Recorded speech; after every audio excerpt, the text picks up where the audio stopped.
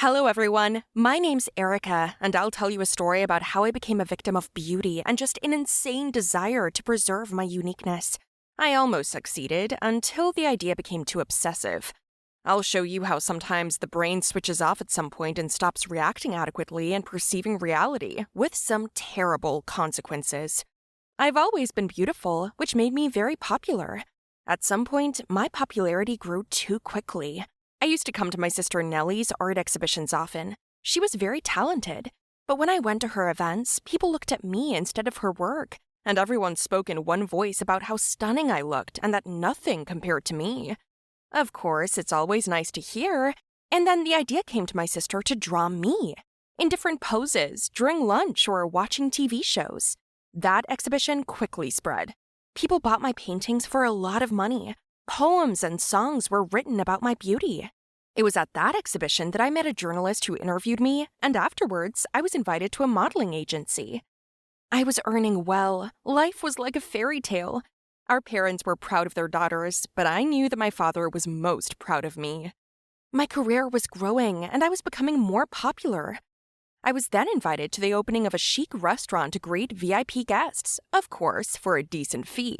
But when I woke up that morning, I found bumps on my face, like an allergy to something. I tried to cover them up, looking up a quick way on the internet. They said to burn them with alcohol, and it was so painful. It turned out that I then burned my skin. It turned red. Nellie urgently started looking around for a cosmetologist, but everyone was fully booked. I can't miss tonight. I've already been paid in advance, and this is my first big event. Do something, I begged my sister tearfully. So she took me to the hospital where they gave me a drip, and then told me to spend the day in the ward under the observation of doctors. The doctors also strictly forbade me from wearing makeup for the next 2 weeks. They must have been out of their minds. So I escaped that evening. I quickly put on makeup and changed clothes in the car, then went to the event. It all started great. I was getting a lot of attention, compliments, and they left me a few thousand in tips. But after an hour, I felt my face starting to burn again. A waitress came up to me and asked if everything was okay, but no, I'd started to feel so bad. A couple of minutes later, the waitress came back, horrified. "Your face," she said, and I ran to the toilet, where I saw that my face had swollen up like a balloon. I had to call Nellie, and she took me home, gave me allergy medication again, and lay down next to me. She scolded me for not listening to the doctors, but I was still happy with the evening's work and my good earnings. My sister was lying down next to me, drawing something on her tablet. I asked her why she was drawing. "I'm not as beautiful as you, so I decided to conquer the world with my talent." "But I don't have talents like you. All I have is my beauty." Realizing this made me sad. After all, beauty can change, disappear. What will I be left with when I grow old? Nothing. If you have talent, you can develop it. But what can you do with your face? In the morning, I woke up still upset. But then something even more terrible happened. Photos and videos from me yesterday with a swollen red face started circulating online. I couldn't believe it. People were hating on me, saying that I went overboard with cosmetic procedures, although I never did anything of the sort. After that, I didn't leave the house for several days, and then my sister took me to a good skin recovery clinic. It helped, but I noticed that my skin was no longer the same as before, with blemishes all over. It was no longer as smooth as it used to be. It killed me. I had to do something to make it perfect again because I was getting so much hate online. I had to prove otherwise. Big companies were starting to break their contracts with me. I asked for Botox treatment, but the cosmetologist refused, saying that my skin had not recovered yet and it was categorically impossible to do anything, even to apply a cream.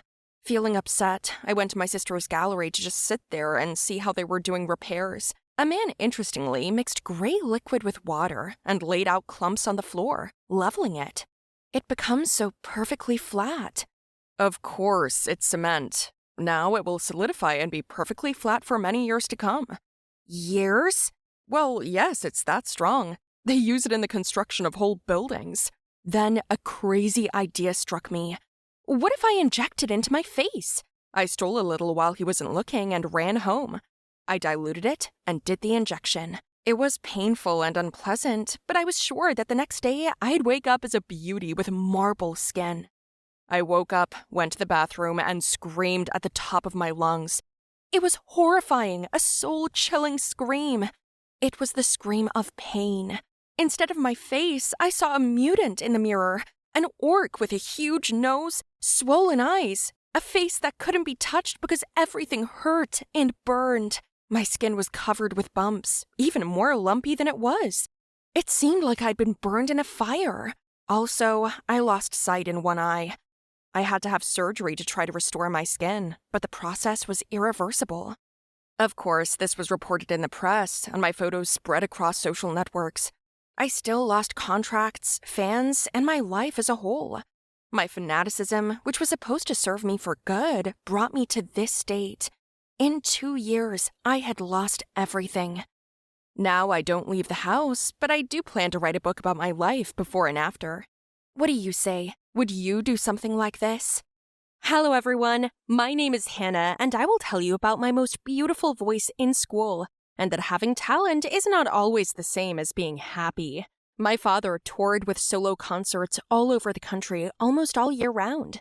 My mother sat at home with me, but I worked furiously on my voice to the point of exhaustion in order to sing better than the day before. My only vocal competitor was Laura, a girl from my school, but one day she lost her voice, and in theory, I should have won the main competition for the best vocals. The prize was not important to me. I just knew that my father would come, and I wanted to hear from him the cherished words of praise. At least once in my lifetime, me and my friends Kim and Keanu came to karaoke as usual, but some guy didn't like that I sang so beautifully and loudly. He smashed my personal microphone, making me nervous. Freak! You will repay that microphone. Is that clear? Freak? You yourself are a freak. What did you say? This ended the fight, and our friends parted us. I remember his face. His name was Will. And you won't believe it, but fate began to push us face to face more and more often. We continued to shout nasty things to each other when we walked past. Friends jokingly suggested that this is how great love begins. Do you think they were right?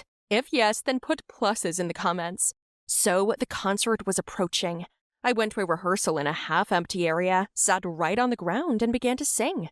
After finishing the rehearsal, I looked around, and guess who caught my eye? Will. Oh my God, what are you doing here? Well, actually, I should ask you the same thing. What the heck? I live here. What? That's my house. I heard that someone was singing for several days in a row, so I had to come take a look. Crap. Even here I can't get rid of you. Don't worry, I won't annoy you with my singing anymore. Well, who said that you were annoying me? You have a great voice, don't you? I couldn't believe he'd said that, but it seemed sincere. He asked me to sing 2 more songs, and I flushed. Will applauded and said that I have a real talent. It was very nice. And after that, we even stopped fighting. And yes, you were right, we began to communicate better, especially when I accidentally found him on the road in a state beaten by someone. He did not say anything, and I offered to treat his wounds myself. The very next day, he came to me with a new microphone. I couldn't help myself. I hugged him tighter, and our eyes met. But someone called him, and he went to talk, and then he said it was time for him to go. But he promised to take a walk with me tomorrow, and I agreed with pleasure.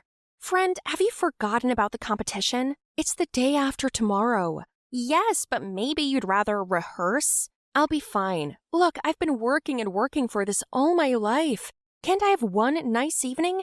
Live for myself at least once and stop chasing my father's approval? Then I picked up Will. We first went to the movies, then we went for a walk, and then Will invited me to his house for dinner. That was so cute. I sang a couple of songs on the way, he filmed everything on camera, and upon arrival, I left the car in the usual place where I usually rehearsed.